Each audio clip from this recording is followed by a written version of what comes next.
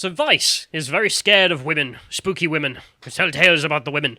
Ooh, around the campfire. Come around, lads. Tell us about what happened. Anyway. Back in the dark times.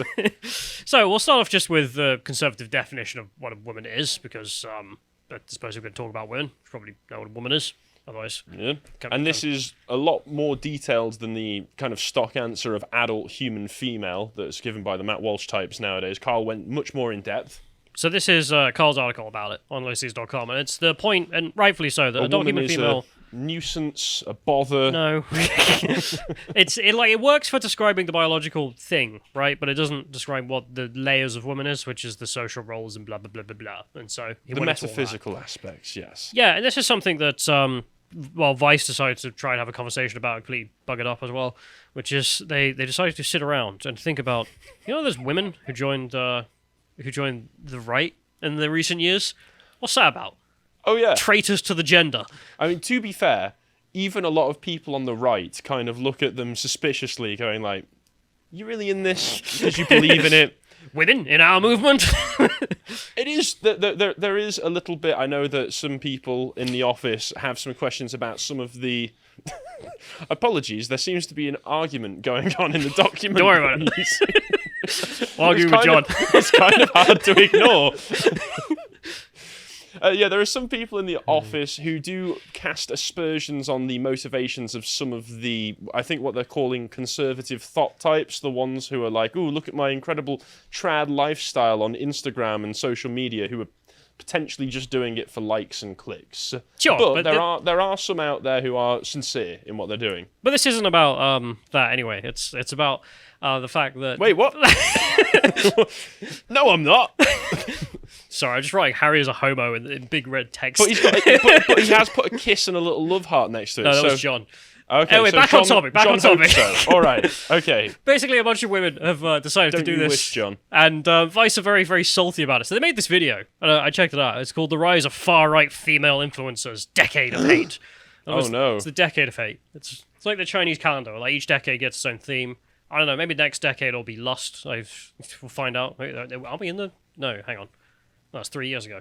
Crap, what? We're still waiting. Are we still in the decade of hate? Yeah, we got 7 more years of hate. And then Lust, hopefully. A anyway. Decade of ruthless aggression. That would be pretty cool. This video didn't do too well, funnily enough. 26% like ratio, so you can see the dislikes there being 30,000. Didn't Vice also recently do that debate with Sydney Watson and a bunch of other people about what a woman is? I do kind of wonder, why would you make content if you kept producing content and all you got was this, like the Rebecca Friday treatment? Well, because it gets clicks. And even if everybody hates it, I mean, it's got 518,000 views in a month. That's 16 million subscribers. Anyway, but the thing is, we'll start off just by mentioning who Vice decide are the far-right female influencers. Who's a part of the far-right? Because what the hell does that mean? Ask anyone, you get a different answer. So they decide to, and I'm just going to list the groups they included as what is the far right. They go with white nationalists, which I could agree on. Lawrence Southern. No, don't agree on that one. Populist anti-immigration politicians. No, don't agree that's part of the far right. Trump supporters. No, that's the extreme right. That's the far right there. No, don't agree on that. Housewives. There it is. Well, I agree on that one, yeah. Farthest right people I've ever met.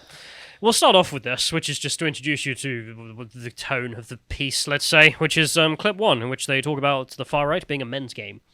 Traditionally, the far right has been a male-dominated and often openly misogynistic space. Feminism is cancer. Thank you very much.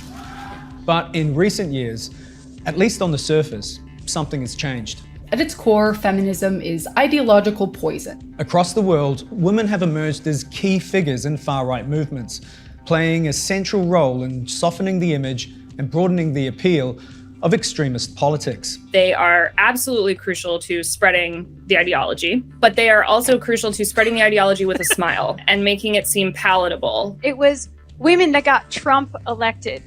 And I guess to be really edgy, it was also women that got Hitler elected. Across the US and Europe, a new generation of female social media personalities are emerging as figureheads of far-right movements. I love that this is just Vice is coming out just outright against women. Women got Hitler elected. Yeah, I don't think that quite... We need to come out against This is why we need to enter the women's spaces to teach them a lesson. I don't think they quite got the message they were thinking with that sequence of clips. But there's some underlying points in there that are just dumb as well, of course, being that they say that political activism on the right is largely a men's game. All political activism is largely a men's game. You know, look at the Labour Party conference. There's a reason they have to have all those female shortlists and blah, blah, blah, blah, blah. It's because, yeah, it was just... Because women just aren't as good at it as men are. Well, it's different preferences for, like, what's interesting to you. Well, yeah, of course. So it's just men and women dumb. aren't the same. Different people aren't the same. We can't just imagine that everybody's always operating on this incredibly level playing field, because no matter how level you make the playing field, people will still choose to do different things, as shown in Scandinavia. You're not level to yourself on a different day. Yeah. So why the hell would you try and level off humanity?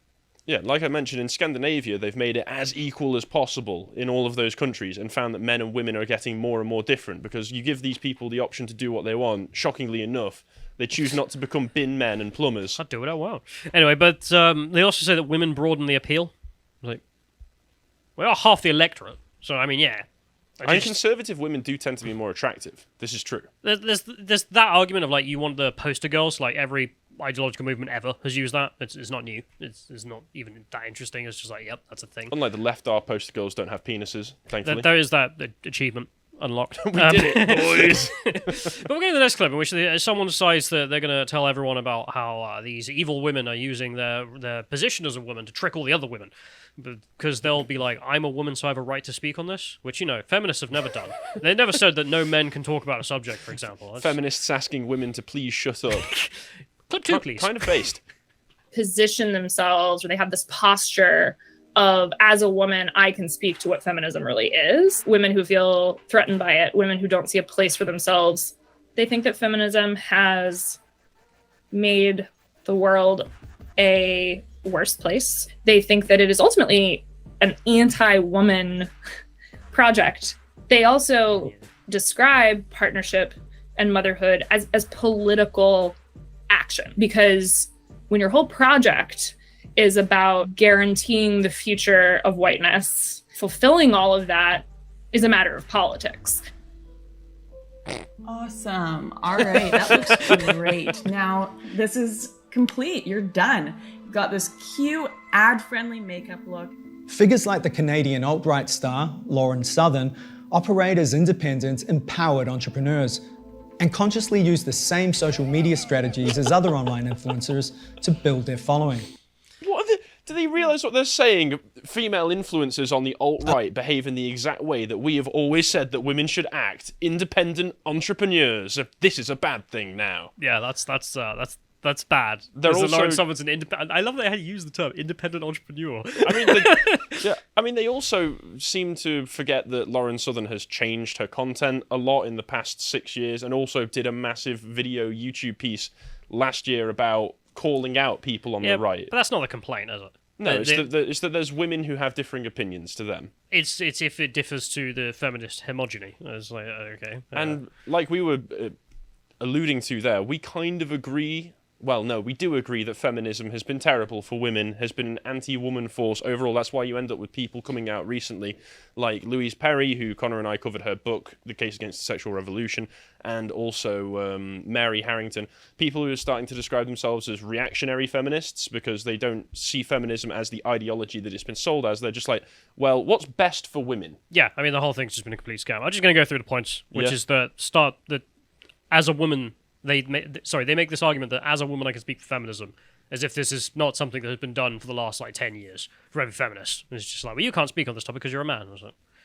All right, yeah, okay, right, okay. But when the right wingers do it, then it's evil. Okay, obvious hypocrisy. Listen, yes, we're men talking to women, therefore we're going to get it in the ear. Therefore, it's my business. Feminism being anti-woman, yeah. I mean, literally the objective was like, how can we become better than the men at the men things? And it's like, well, why would you do that? What a weird goal. Like, if you're the group of women here for women's advancement, you're like, yeah, what if we become men? Yeah, dumb idea. Don't do that. Anyway, also saying that whiteness, guaranteeing whiteness, is political. The thing is, because they used white nationalists, I could have taken them seriously if that's what they'd done and said that's the far right, and therefore, we'll make this argument on that basis. So defending whiteness is like defending white nationalism. But you know what these people think whiteness is? I mean, just being Protestant. I mean, turning up on time, that's Being whiteness. European. Well, it's not even any of that. It's the behavioral stuff. I mean, remember the graph from, what was it, the Smithsonian or whatever, where it was like, do you turn up on time? That's whiteness. Mm-hmm. You know what you should do? Turn up late. Do you consider yourself as being some form of individual? That's a very white thing to do. What were the other ones? It was like working hard. That's whiteness. I've seen... Otherwise, yeah, incredibly racist. But also the King's English was whiteness. It was like, well, who speaks the King's English? The king and the royal family. The English. Well, I mean, I did notice as well, there was a video a few days ago that I saw on Twitter that was literally some black guy just parroting the, professional standards, that's anti-black. Yeah, that was a self-report. Anyway, but also the question that Lauren Southern is an empowered entrepreneur and she only got here because of feminism. That's the message. That's the reason they're saying entrepreneur there, is because they're trying to, and they will throughout the clip, other clips, try and make the point that these women are pathetic because they're only there because of feminism, and now they're trying to tear it down, the ladder that brought them up. Like, have you ever seen Lauren Southern talk about her life? Like, you haven't, if that's what you're putting up, Vice. Because you can go check out her video here, Why I Hate Being a Woman in the Workforce. I think it's this one. It might be another one I was just before. Where she talks about the fact that, like, one of her jobs when she was growing up was as a lift operator. Not because they needed. She didn't live in the 20s. I was going to say, that's just a completely unnecessary job. Yeah, they just needed jobs for the like teenage unemployed. So the government hired her and a bunch of other like teenagers to do non-jobs. So she spent 8 hours a day stood in the lift, most of it in the dark on her phone. Well, that must be boring and demoralizing. Yeah, thank you, feminism. You really made a desirable life. So, yeah, funnily enough, not very happy. There's also them whining about trad wives because the spooky, scary memes are going to threaten their world order. Let's play that clip. Alongside the anti-feminist rhetoric from influencers has been the growth of an entire online subculture known as tradwives, who actively reject pursuing their own careers or independence in favour of raising families and submitting to their husbands. The trad movement is this movement to celebrate women who are in traditional roles. You are creating content that celebrates, that, highlights how good the trad life is. It's making traditional gender roles seem appealing, seem cool, seem a part of the future. But if you really spend time with it, and you look at some of these, Instagram accounts or TikToks, what you'll realize is it's as much about what it's against as what it's for. I'm feminine, not feminist, right? And so seeding these ideas that, you want to be like me, look how great my life is, children love me, men love me, like, look how celebrated I am in comparison to,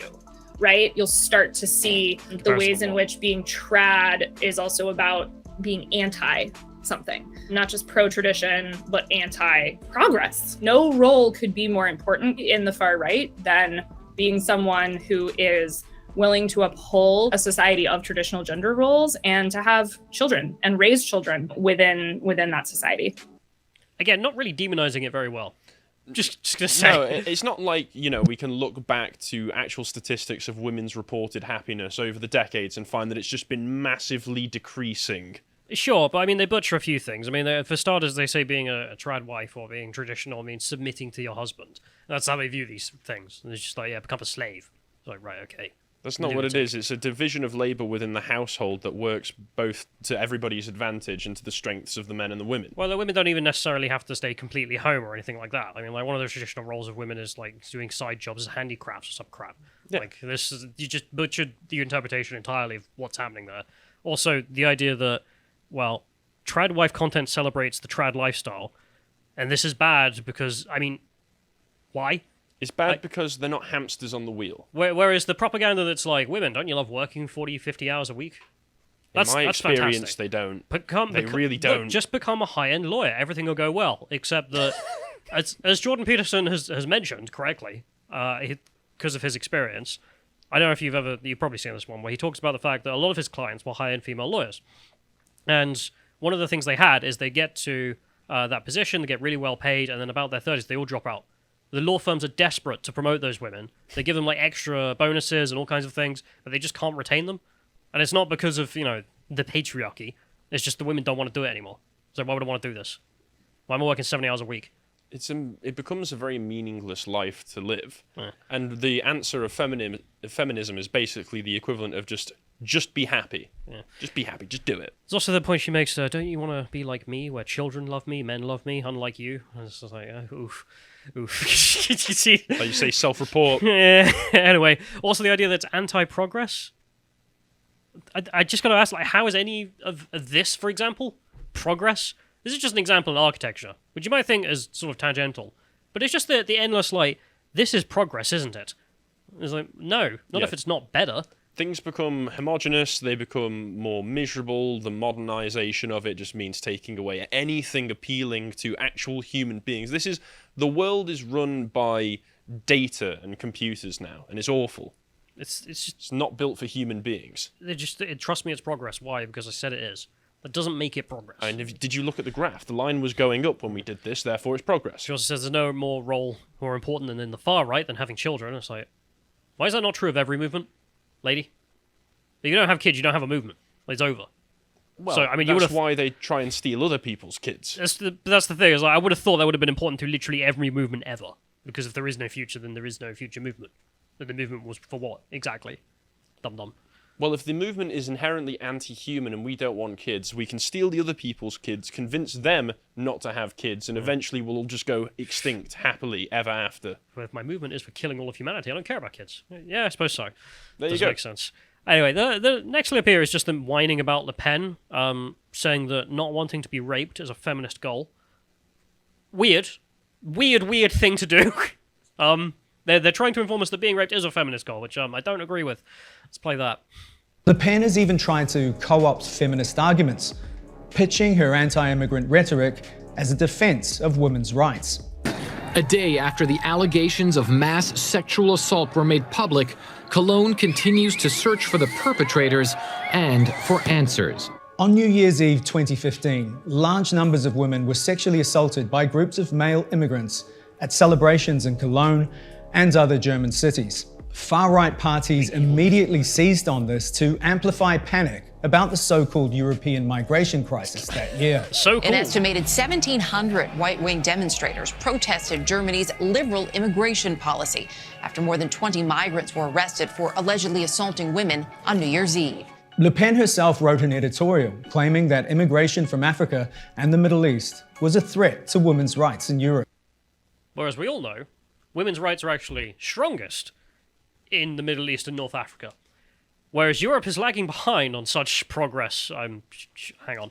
This is, as always, progressivism against reality. Yeah. I love the idea. He's like the so-called migrant crisis. Like, I don't know where this guy's from. I mean, he must be from Mars. Because it's brilliant that they go, hundreds of women sexually assaulted on New Year's Eve by migrants. How can we make this the problem of the far right? But the complaint is that Le Pen complained about that. As if the good thing to do would have been to shut your mouth for the sake of diversity. I mean, I do remember that day unfolding. I can't remember where I was. I think I was staying up all night watching the news come out.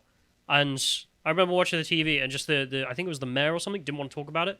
And then eventually she gave the statement where it's like, oh, if you've got a large group of men around you, just keep them at arm's length.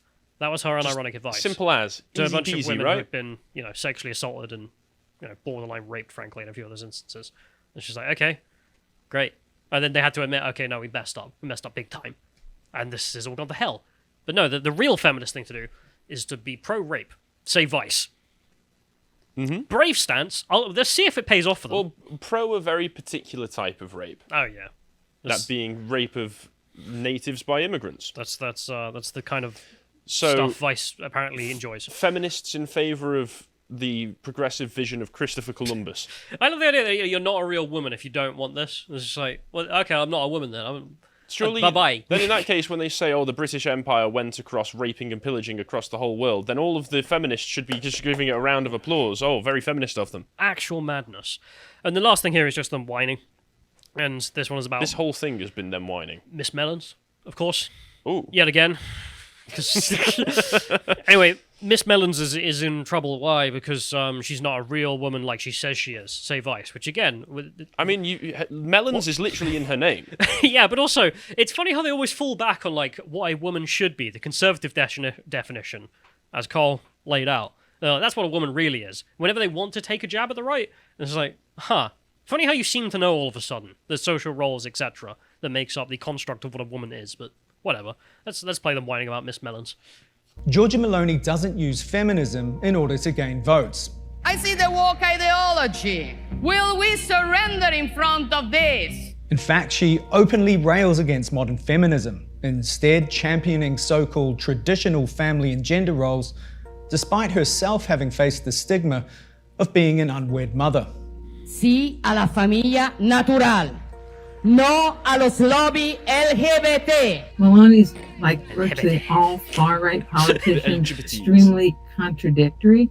Some parts of feminism work for her as a politician. At the same time, absolutely interested in using anti-LGBT, anti-women's rights, anti-welfare for immigrant rights rhetoric when it suits her. What?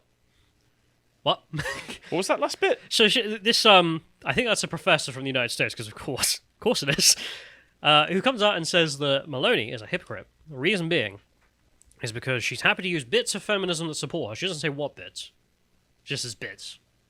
Whatever. I presume the right of women to vote, I guess. She's a politician, so... We'll take the charitable position, that that's all she means by that. And then she says, but she's anti. And again, as if all of these things I'm about to mention are what feminism is. LGBT rights, don't know where that fits in feminism, right? Then she just says women's rights. She's like, okay. And then she says anti-welfare for refugees rights. This is feminism. What a sentence. Margaret Sanger approves this message. Welfare for refugees rights. I mean, really, I'll just stick in the word rights on anything at this point. She's like, what about my free Ferrari rights? You're infringing on my free Ferrari rights. Good point. I should get Ferraris for free. And what about the incels' right to sex that they constantly go on about? Yeah, my sex right. There you go. I should have a right to sex all the time. This is like, okay. There you go. And feminists being being sex positive should be in favour of such a thing. Well, it doesn't even have to be related to sex. I mean, what is welfare for foreigners? I mean, number one, there's no right, obviously, but ditch that. What does welfare for foreigners got to do with feminism? Except, being raped by them. Which, Cologne was the literal example given. Well, there you go. It makes them happier to rape the women, therefore that's the rights. For God's sakes. Yeah, I don't know what is the absolute state of these arguments, and the state of intersectional feminism, of course. Just mad. Anyway, thought I'd end this off, because, the argument is that if you're not a real woman, if you don't support giving all of your money to foreigners, specifically foreign explorers... You see, in my experience, the real woman takes all of your money instead of giving it away. It's a rough time. So maybe that's maybe that's just my different experiences. Anyway, but I'm just mentioning the foreign explorers. You remember this guy? Thought we'd just check back in with him. I don't remember this guy. Oh. Remind me. So this is a guy who he does his TikToks. Well, he's from Sudan, and he TikToks the entire way through the... He wasn't the guy who was saying, bang, bang, we're going to kill you on the boat over, was he? Oh, yeah, he was. Oh, this gentleman. Yeah. All right. So he TikToks his entire way up through North Africa into Europe, and then on the dinghy into England. Through the dangerous realms of Greece, Italy, France, Germany. I'm sure all of those hellhole countries. Yeah, and then he's still here forever. He's never going anywhere. He's literally using the hashtags in this one: follow and like and explore, because again, hashtag explorer. Also in this one he uses hashtag army for some reason. Don't know why. I'm sure it's perfectly peaceful reasons. But I'm so glad that we could inaugurate these beautiful new feminists into our inclusive and inviting society. Yeah, because ladies, this is real feminism now. That's what that is. Okay. Thank you, Vice. If you appreciated that segment from the podcast The Lotus Eaters, you can go to lotuseaters.com to get access to all the premium content we have on the site, such as the Epoch series that Bo does, this one on Tiberius Caesar Augustus. If you'd like to find out what else we're putting out, you can follow us on Getter at lotuseaters_com on Getter. Thank you and goodbye.